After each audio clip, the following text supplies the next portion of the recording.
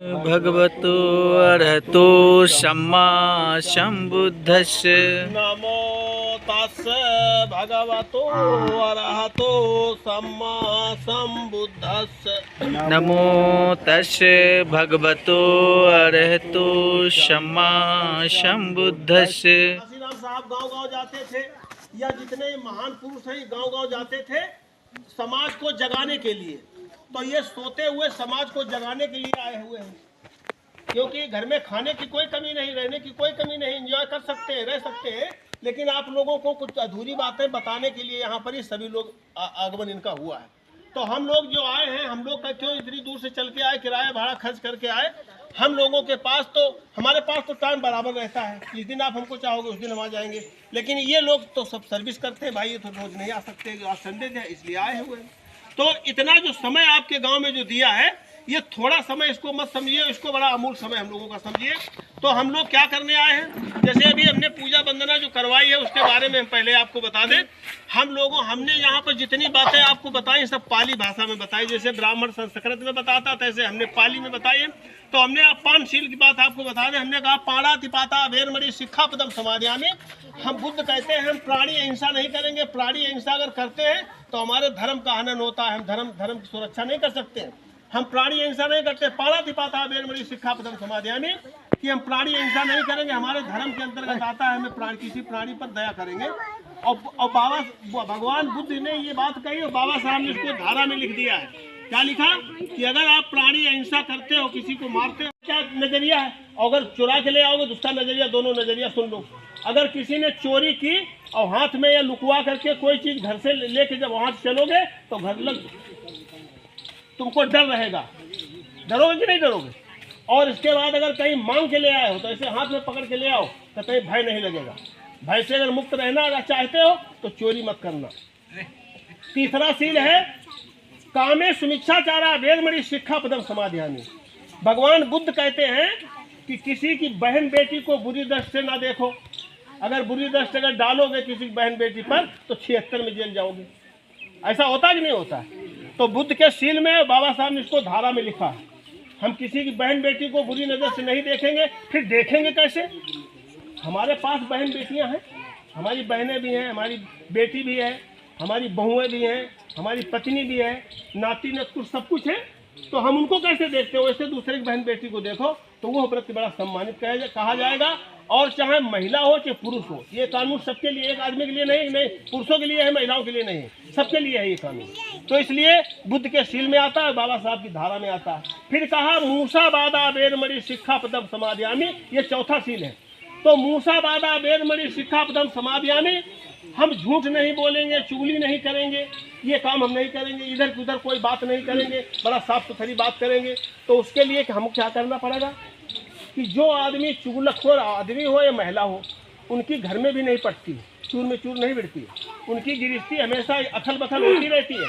तो इसलिए हमें झूठ नहीं बोलना है, चुगली नहीं करना है, इधर उधर कोई बात नहीं करना है, कोई लड़ाई नहीं कराना है। जैसे आदमी चौराहे पे बैठ गए और उन्होंने कहा ये फला आदमी बहुत खराब, लेकिन 3 उंगलियां कह रहे हैं इनसे 3 गुने ज़्यादा तुम खराब हो, पहले तुम सुधरो फिर दूसरे के ऊपर उंगली उठाओ। और यही बात महिलाओं में भी लागू होती है। तो हम किसी की उल्ट पटांग भाषा का प्रयोग नहीं करेंगे, अपनी गृहस्थी को बड़ा अच्छे ढंग से चलाने का काम करेंगे। इसके बाद 5वां सील है सुरा मेर मध्य पवर मठाना वेरमणि शिक्षापदम समाधियामि। हम कच्ची पक्की दारू नहीं पिएंगे, बीड़ी नहीं पिएंगे, तंबाकू नहीं खाएंगे, मसाला नहीं खाएंगे, हम ये काम नहीं करेंगे। तो इससे लाभ क्या मिलेगा, अगर बीड़ी पीना बंद करो तो जो पैसा बीड़ी में गमा रहे वो तुम्हारी जेब में पड़ा रहेगा। मसाला खाना बंद करो, तंबाकू खाना बंद करो, पैसा तुम्हारी जेब में रहेगा। ये जो बच्चे आगे बैठे हैं, ये अगर इनकी पढ़ाई लिखाई में वही पैसा लगा दो तो जैसे ये क्लास टीचर बन गए, ये सब लोग मास्टर बन गए, ऐसे भी बन सकते हैं, नहीं बन सकते। और मसाला खा करके थूकते हो गली में तो गली तक अच्छी नहीं देखने में लगती। दीवार पर अगर कहीं इतनी गंदी दीवार अगर दीवार पर थूक दो इसकी रूपरेखा बदल जाएगी। और घर में अगर कहीं थूक दिया तो पत्नी से कभी झड़ में झड़ नहीं मिलेगी, क्योंकि मैं खा चुका हूँ ना, मेरी 61 साल उम्र हो गई है और दांत वही है जो देख रहे हो, जो जमे थे वही हैं, ये बदले नहीं, एक भी दांत नहीं मिस हुआ है, 32 दांतों में एक भी दांत नहीं मिस है। इसलिए सुरक्षा व्यवस्था को दूध पिलाया गया, केचुए कटिया में फंसाए गए, काटे ना टेढ़े पादप गए, सीधों पे यारे चलाए गए। ये पेरियार ललई सिंह यादव जी की पंक्तियाँ हैं, क्योंकि जिस समाज में शिक्षा नहीं होगी उस समाज की उन्नत नहीं हो सकती है। और हम लोग सदियों से शिक्षा से वंचित किए गए, धन संपत्ति रखने से वंचित किए गए और अपनी सुरक्षा से वंचित किए गए, क्योंकि हम दूसरे की कृपा पात्र से अपना जीवन यापन कर रहे थे। लेकिन अब भी ऐसा ही महसूस हो रहा है कि हम दूसरे की कृपा से ही अपना जीवन बसर कर रहे हैं। हमारे अंदर वो सोच, वो जज्बा, वो ललक, वो कर गुजरने की हिम्मत जो होनी चाहिए वो नहीं दिखाई पड़ रही है, क्योंकि हम भी तो इंसान हैं, हम भी तो अच्छा भोजन करना चाहते हैं, हम लोग भी तो अच्छा कपड़ा पहनना चाहते हैं, हम लोग भी तो अच्छी अच्छी गाड़ियों में चलना चाहते हैं, हमारे भी अच्छे अच्छे मकान होने चाहिए, हर किराए चौराहे पर अपनी दुकान होनी चाहिए।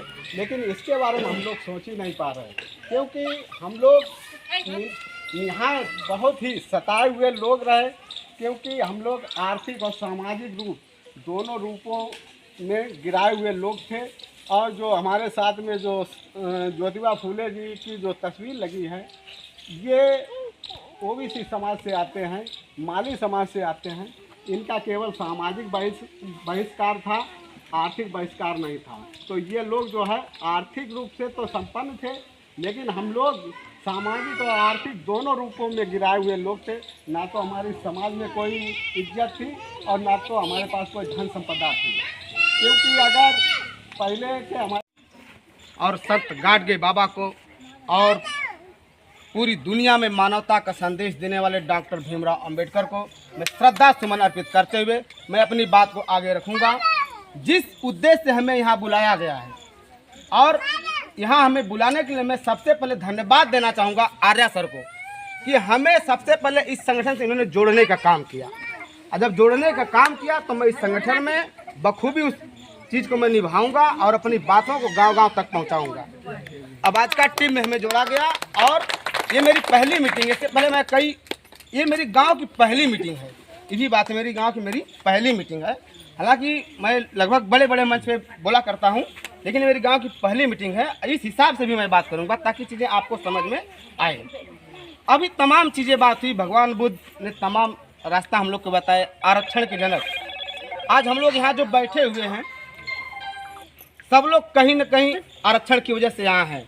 अगर छत्रपति साहू जी महाराज यदि आरक्षण की व्यवस्था नहीं करते तो आज हम यहाँ नहीं होते। अब बात ये आती है कि आरक्षण की व्यवस्था किया क्यों इन्होंने। बात ये सिर्फ हमें ही नहीं दिया, सबसे पहले इन्होंने काम किया उस विषम परिस्थिति में जब हमारे समाज में जाति पात भेदभाव बहुत चरम पर था। ठीक है, यहाँ तक आज हमारी माताएं बहनें यहाँ बैठी हुई, आप लोग कुर्सी लगाकर बैठे हैं। ये अधिकार भी आपको यदि देने का काम करता है तो बाबा साहेब की देन है हमारी। यदि माताएं बहनें आज यहाँ साड़ी पहनकर बैठी हैं तो हम बाबा साहेब की ऋणी है। उस ऋण को हम लोग आज उतारने का काम कर रहे हैं। गांव-गांव में एक मीटिंग करके उस ऋण को यदि हम उतारें, अपने पूरा जीवन लगा दें तो भी उस ऋण को हम उतार नहीं पाएंगे। लेकिन हाँ, एक कोशिश है कि इनके ऋण को हम जितना थोड़ा हल्का कर सकें, तो वो काम करने का हम लोग काम कर रहे हैं। तमाम लोगों ने चीज़ें बताई। अभी तमाम लोगों ने बताया कि सावित्रीबाई फुले, ज्योतिबा फुले राव, तो ज्योतिबा फुले राव का भी हमारे ऊपर बहुत बड़ा योगदान है। सामाजिक क्रांतिक जनक उनको ऐसे नहीं कहा जाता है। ये पढ़े लिखे विद्वान थे उस समय जब हमें पढ़ने लिखने का अधिकार नहीं था। इन्हें भी नहीं पता था कि हम नीची जाति से आते हैं। एक इनके मित्र थे, उनको अपनी शादी में बुलाए, फुले जी को शादी में बुलाए और ये शादी में गए। अच्छे घर से थे फुले जी, अच्छे घर से, इकोनॉमिक एवं जो भाई समान पिता समान बैठे, आप सभी का सादर वंदन करते हुए हम अपनी बात को रखेंगे। यहाँ पे ये जो फ़ोटो लगी है, ये फ़ोटो कोई साधारण फ़ोटो नहीं है। इनके पीछे जो मतलब ये फ़ोटो ही नहीं, इन्होंने जो हम लोगों के लिए जो त्याग समर्पण किया है, बहुत ही इनका जो जीवन था बहुत ही संघर्षपूर्ण था, बहुत ही कठिन था। जो आज हम लोग बैठे हैं यहाँ पे ऐश की ज़िंदगी जी रहे हैं, अच्छी अच्छी साड़ियाँ पहनते, कपड़े पहनते, कुर्सी बैठे हैं, लेकिन यहाँ तक पहुँचाने में जो इन्होंने संघर्ष किया है वो सब तुम्हें बता नहीं, लेकिन फिर भी करेंगे। उनका जो जीवन रहा है कैसा रहा समझने की कोशिश करेंगे। अभी भाई साहब ने बताया कि सावित्रीबाई फुले, तो बात करेंगे तो इनका शादी अल्पायु में ही हो गया था। पहले तो शादियाँ कम उम्र में हो जाती थी, तो ये जब घर आती हैं तो वो कहती हैं कि हम भी पढ़ना चाहते हैं, तो अपने हस्बैंड से, तो वो उनका प्रयास करते पढ़ाने का। और पहले क्या था, हम महिलाओं को, लड़कियों को पढ़ने का कोई अधिकार था ही नहीं। मतलब लड़की घर से बाहर भी जाती थी तो लोग कहीं ना कहीं ताना मारते थे, कहाँ गई है कहाँ। तो वो जब घर में पढ़ते थे तो उनके घर वालों को भी बात पता चली, जैसे सावित्रीबाई फुले ससुराल में सबको पता चला, तो उन्होंने इनको घर से निकाल दिया था। तो इनके एक मित्र थे शेख उस्मान, और उनकी बीबी थी शेख फातिमा, तो उनके घर पे जाके रहने लगे। वहीं पे ये शिक्षण कार्य करती थी। तो ये इन्होंने पढ़ाया और इनका एक दृढ़ संकल्प था कि हाँ, हम पढ़ के कुछ समाज के लिए भी करेंगे। और ये पढ़ते पढ़ते इन्होंने संत ज्योतिबा राव फुले ने माता सावित्रीबाई फुले को 17 साल की उम्र में, सोचिए 17 साल की उम्र में हमारी बिटिया लोग जो पढ़ती हैं शायद इंटर या बीएससी में जाएंगी, 17 साल की उम्र में इन्होंने पहला बालिका विद्यालय। सम्मानित साथियों, यदि आप हमारे इस चैनल आवाज़ का ऑफिशियल, जिस पर नियमित सुबह 5 बजे डॉक्टर अंबेडकर संदेश आपको मिलता है, आप हमारे इस चैनल को सपोर्ट करना चाहते हैं, तो हमारा आपसे निवेदन है कि आप हमारे इस चैनल को सब्सक्राइब कर लें, वीडियो को शेयर, लाइक, कमेंट जरूर करें।